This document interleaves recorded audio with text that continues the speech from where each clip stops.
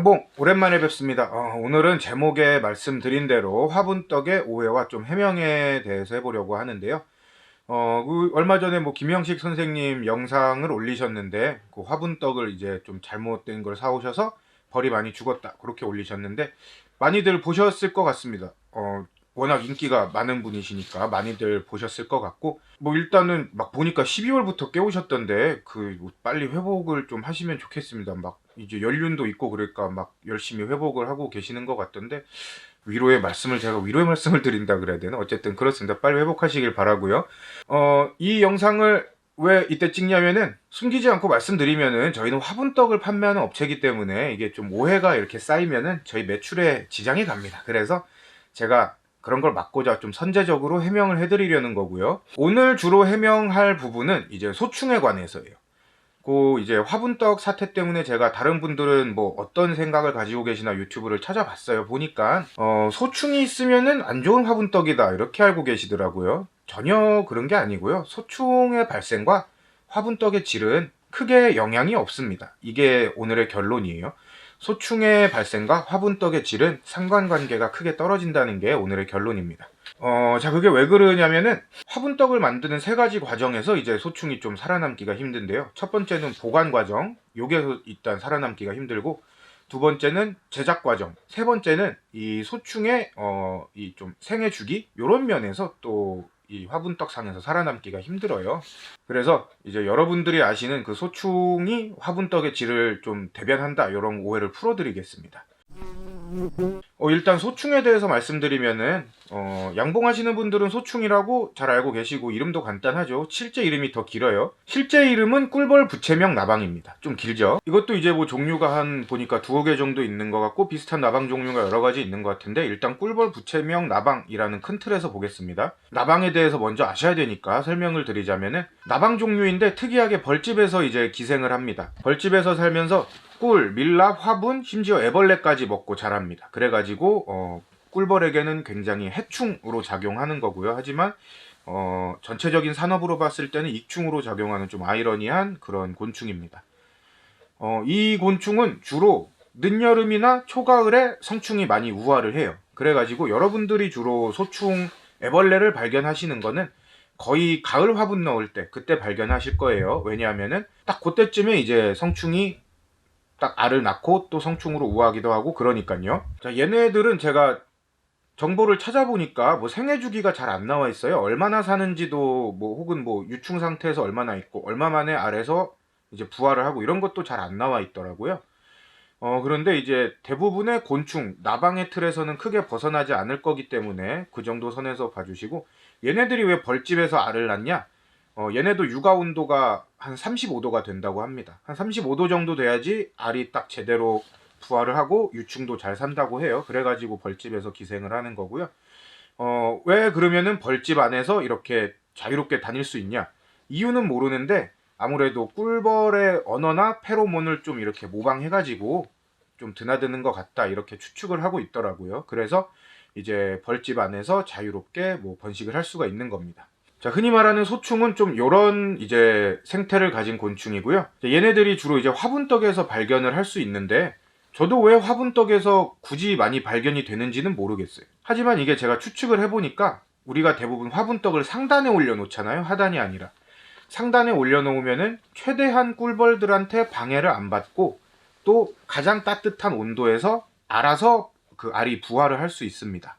또한 화분떡 자체가 좋은 먹이기 때문에 그 성충들이 그 화분떡 냄새나 그런 거에 끌려서 좀 화분떡에 많이 알을 낳는 게 아닐까 저는 이렇게 추측을 하고 있습니다. 따라서 화분떡에서 주로 보이기 때문에 여러분들이 이 화분떡에서 나왔다 이런 식으로 오해를 하게 되는 경로가 되는 거고요.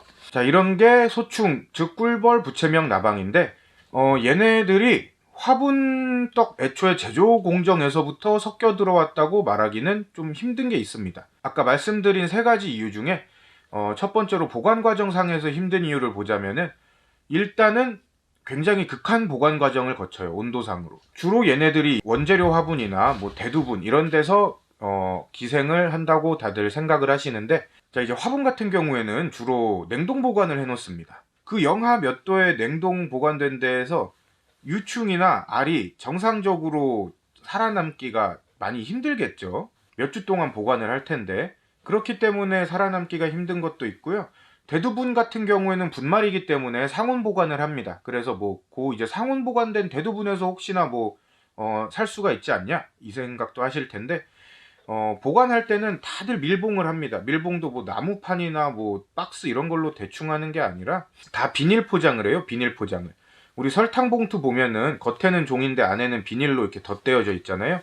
그런 식으로 다 보관을 마감이 돼 있고, 화분 같은 경우에는 종이 박스 안에 딱 진공 포장으로 비닐로 진공 포장을 해 놓습니다. 그렇기 때문에 애초에 섞여 있다면은 또 할 말이 없지만, 보관 과정에서 굳이 이게 뻥 뚫리고 빵꾸가 나고 그러지 않는 이상에는 외부에서 막 유입될 일도 없고요. 대두분 포 같은 경우에는 그 설탕 포대보다 훨씬 질기고 비닐도 훨씬 두꺼워요. 그렇기 때문에 사람이 갖다가 막 찝고 칼로 긁고 그러지 않는 이상에는 쉽게 뚫기도 힘듭니다. 자, 이런 식으로 온도도 낮고 완전 밀봉이 돼 있는 상태인데, 그래도 만약에 이제 제조 공정상에서 섞여 들어갔다고 칩시다. 섞여 들어가서 분말이나 생화분에 이렇게 알이나 유충이 있었다고 가정을 해볼게요. 그렇게 가정을 하더라도 살아남기가 힘든 게, 다들 논리가 이거더라고요. 오랫동안 묵은 재료를 이제 사용했기 때문에 거기에서 나온 소충이 막 창궐하는 것이다, 이렇게 말씀하셨는데, 아이러니가 있어요. 몇 년 동안 묵은 재료가 거기에 갇혀있는 유충이나 알이 정상적으로 이게 우화를 한다는 것 자체가 말이 안 되는 겁니다.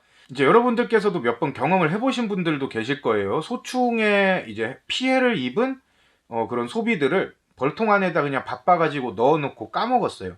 까먹고 벌통 문을 닫아놨는데 몇 주 아니면은 몇 달일지도 모르겠지만 열어보니까 그 안에서는 더 이상 번식이 멈췄어요. 왜냐? 성충이 나와가지고 어디 번식을 하러, 교미를 하러 나가질 못하니까 번식이 그대로 멈추더라고요. 벌통 안이라는 소충이 좋아할 만한 상황과 또 1년도 안 되는 과정 속에서도 그렇게 바로 번식이 멈추는데, 몇 년 동안 묵은 재료 안에 섞여 있던 알이나 유충이 그 안에서 몇 년 동안 번식을 하고 있다는 거는 그 소충이 거의 바퀴벌레가 아닌 이상에는 힘들 거라고 생각을 합니다. 만에 하나 막 핵재료를 썼거나 진짜로 소충이 바퀴벌레 정도의 이 생명력을 가져가지고 그 보관 과정까지 다 이겨냈습니다. 이겨냈다고 이제 가정을 해볼게요. 무슨 일이든지 100%라는 건 없으니까 이렇게 가정을 해보겠습니다. 그러면 이제 화분떡을 제작을 해야겠죠. 소충이 들어있는 재료를 가지고 화분떡을 제작을 딱 합니다. 첫 번째로 재료를 이제 그 방앗간에 있는 쌀을 빻는 이 방앗간 기계라 그래야 되나? 거기에다가 고운 가루가 되도록 다 빻습니다. 생화분을 거기다 막 빻아요. 한 두세 번씩 빻거든요. 그 기계 자체가 진동이 굉장히 심해요. 그렇기 때문에 알이나 유충이 있으면은 빠타가 찧어 죽을 거고요. 알이 있어도 스트레스를 받아서 죽을 겁니다. 그 정도로 진동이 심하고, 만에 하나 사람 손으로 막 빻았어요. 진동이 없어서. 진짜 바퀴벌레 같아가지고 살아남았어요, 알이. 살아남은 알이 이제 어디로 가냐면은 배합통으로 갑니다. 배합통으로 가면은 모든 재료를 넣고 다 섞습니다. 엄청 큰 통에다가 놓고 섞는데, 그거를 대충 이렇게 사람 손으로 슥슥 섞는 게 아니라 기계가 이렇게 계속 한 20분간, 길게는 만들다 보면 1시간 동안 돌릴 때도 있고 그렇거든요. 이제 20분간 막 계속 휘젓습니다. 그렇게 휘젓는 과정에서 스트레스를 받아서라도 죽지 않을까 싶어요. 근데 여기서도 살아남았다고 가정을 해볼게요. 딱 살아남았어요, 이놈이. 그럼 뭘 하냐? 물을 붓습니다. 떡을 만들어야 되니까, 반죽을 해야 되니까 물을 부어요. 물을 부으면은 가루들끼리 막 뭉치잖아요. 뭉치면은 그 사이사이에 알들이 들어갈 거란 말이에요. 물을 부어서 딱딱해진, 거기다 차가워진 그 반죽에 그 사이에 알이 들어가 있으면은 온도가 낮아서라도 죽을 거예요. 추워서라도 죽을 겁니다. 왜냐하면은 처음에 말씀드렸다시피 얘네도 한 35도가 돼야지 알이 부화를 하기 때문이에요. 자, 그런데 또 살아남았다고 가정을 해볼게요. 살아남은 다음에는 막 반죽 안에서도 얘가 꾸역꾸역 살아남았어. 그 다음엔 뭘 하냐? 성형을 합니다. 성형을 할 때는 쪄요. 왜냐? 안 찌면 떡이 안 되죠. 고온으로 찝니다. 이거를 찔 때 이게 20도 이런 미온에서 찌는 게 아니라 딱 갓 쪄서 나온 떡을 만져보면은 후끈후끈해요. 후끈후끈. 그 주머니에 넣는 핫팩, 손난로 요런 거 만지는 느낌도 나고요. 사람 손으로 만졌을 때 후끈후끈하다고 느껴질 정도니까 사람 온도보다 높은 최소한 38, 9도, 뭐 40도 정도 되는 온도로 쪄서 나옵니다. 나온 결과물이 그 정도인데 기계 안에서 찔 때는 더 뜨겁단 소리겠죠. 그러니까 40도 정도 되는 열에서 쪘을 때 알이 또 살아남기가 힘들어요. 보세요. 진동, 섞기, 물 붓기, 고온으로 쪄내기, 거기다 마지막으로 성형하기. 이런 5가지의 극한 과정을 거쳐서 유충과 알이 살아남을 수 있으면은 그거야말로 진짜 바퀴벌레라고 불러야 되지 않을까 싶습니다.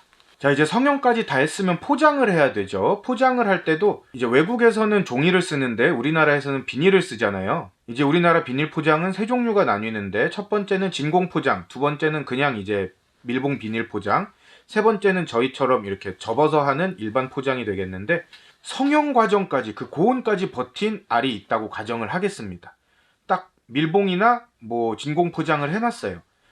거기에서 아무런 뭐 온도 조절이나 뭐 성충의 보호 없이 그 밀봉 상태에서 이제 막 8, 9월까지 혼자 몇 개월 버티다가 8, 9월 날 좋을 때 딱 우화를 하고 나올 그 알은 크게 없을 겁니다.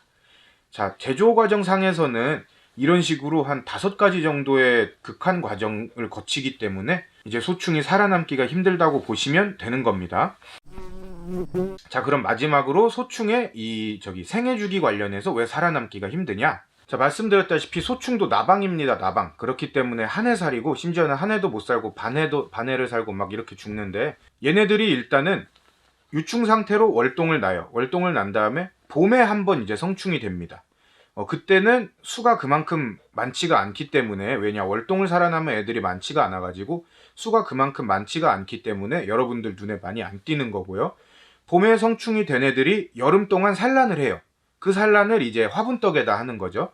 그때 산란을 하면은 이제 우화할 수 있는 온도가 가장 잘 맞기 때문에 이제 여름부터 해가지고 가을까지 여러분들 눈에 잘 보이는 겁니다. 늦여름이나 초가을이 되면은 우아한 성충들이 또 알을 까고 애벌레를 까면서 월동을 나는 거고요. 이런 식으로 한 해 살이도 못 되고 심지어 반해 살이가 되는데, 여러분들이 막 이게 오해하시는 대로 몇 년 동안 묵은 그 재료 안에서 반해밖에 못 사는 놈들이 살아남기라는 게 애초에 얘네 생명주기로서는 말이 안 됩니다. 극동면 상태를 시켜놓은 것도 아니고, 뭐 설령 제가 아까 100%는 없기 때문에 설령 살아남는다고 하더라도 그 수가 여러분들 눈에 보일 만큼 크게 살아남지도 않을 거예요. 자, 이런 제가 말씀드린 3가지 측면에서 봤을 때 화분떡 원재료상에서 문제가 있어가지고 소충이 발생한다, 혹은 소충이 많이 보인다고 해가지고 이거 질 나쁜 화분떡이다, 이렇게 연결되지는 절대 않습니다. 이 제조 과정을 아셔도 많은 분들이 오해하시는 거고, 또 제조 과정을 모르기 때문에 많은 분들이 그 잘못된 사실을 좀 이제 많이 받아들이시더라고요.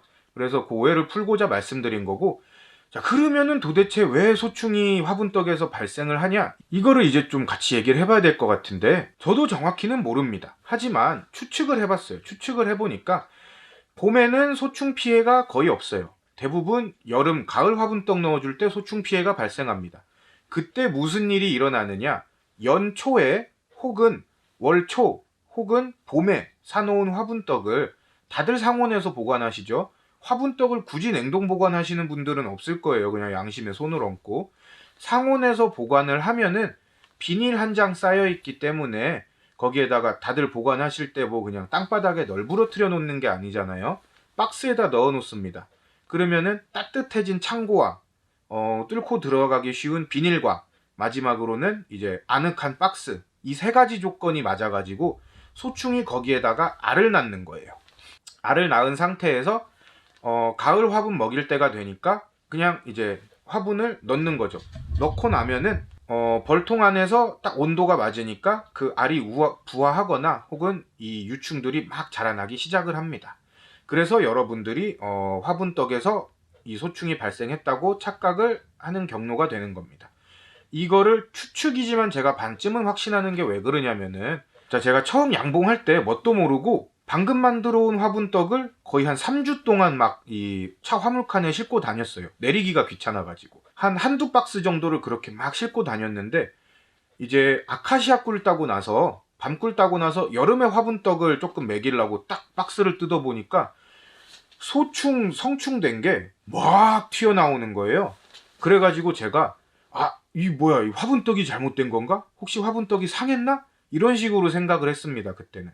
근데 이제 저도 화분떡을 막 매주 직접 만들러 가고 여러 번 그런 걸 보고 또 자주 사용하다 보니까 이제서야 그때 생각을 하면은 알게 된 게, 이게 애초에 잘못된 게 아니라 내가 봄철에 소충이 딱 번식을 할 그 시기에 아주 따뜻하게 이 묵힌 화분떡을 밖에다 그냥 내놔버리니까 얘네들이 들어가서 알을 깐 거구나. 이렇게 얘기가 풀리더라고요.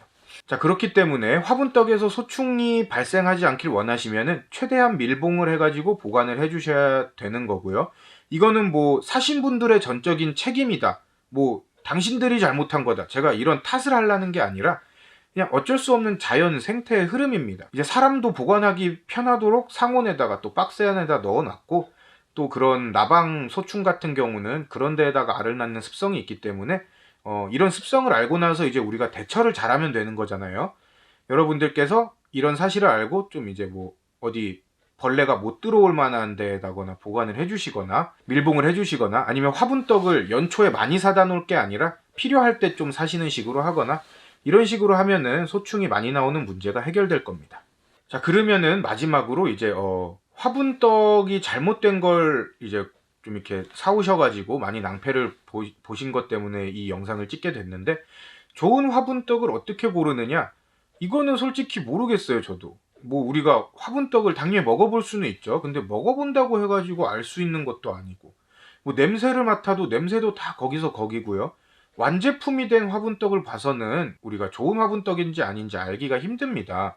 그 경도상으로는 알죠. 너무 딱딱하냐, 너무 물렁하냐, 이 정도로 이제 배합이 잘 됐냐 아니냐만 알 수 있는 거지, 이게 질 좋은 건지 아닌지는 육안으로는 절대 모릅니다. 따라서 저도 화분떡을 팔지만 이제 여러 군데서 한번 사보시는 걸 추천드려요. 이 집 거 사보고 저 집 거 사보고 사봤다가 가장 잘 먹는 거를 이제 계속 사시면은 그게 아마 안전한 화분떡이 될 것 같습니다. 그런데 이제 이런 경우가 있어요. 겨울에 먹이시면은 뭘 먹여도 안 먹어요. 겨울에 먹이면 꿀도 안 먹습니다. 설탕물도 안 먹고요. 겨울에 넣어놓고 안 먹는다고 말씀하시는 건 뭐랑 똑같냐? 신혼부부 집에 가가지고 아직 애기도 없는데 이유식을 선물로 사가 놓고서는 다음번에 와가지고 왜 이유식 아직도 안 먹었어? 이거 문제 있었어? 이렇게 물어보시는 거나 똑같아요. 뭐 먹일 애벌레가 있어야지 얘네들도 화분떡을 먹기 때문에 겨울에 넣지 마시고 봄에 가을에 딱 그 두 군데 그 두 때 넣었을 때 잘 먹는 걸로 이제 그 다음부터 꾸준히 구매를 하시면 됩니다. 자, 이제 오늘은 제가 소충에 대한 오해를 풀어드리려고 얘기를 하다 여기까지 왔는데, 뭐 이제 김영식 선생님 뭐 잘 해결이 되시길 바라겠고요. 자, 이제부터 화분떡이 본격적으로 들어갈 시기인데 여러분들께서도 이런 오해를 풀면서 이 화분떡 많이 먹이셔서 이제 벌 잘 기르시면 좋겠고요. 화분떡 구매하실 때 저희 거 한번 찾아주시면 정말 감사드리겠습니다. 저희는 이제 원장님이랑 제가 직접 가서 막 만들어 오기 때문에 뭘 넣고 어떻게 넣는지도 저희가 다 보고 그렇게 오니까 믿으셔도 되고, 또 그 만들어 온 걸 저희 벌한테 직접 먹여요. 그래서 화분떡에 문제가 생기면 저희가 먼저 압니다. 이번 거 문제 있다 없다 이런 식으로 직접 알기 때문에 정말 믿고 구매해 주시면은 더욱 좋은 영상 올려서 또 보답을 해드리겠습니다. 자, 그러면은 뭐 이제 3월이 됐으니까 본격적으로 양봉 시작하면서 다른 영상도 올려보겠습니다. 양봉!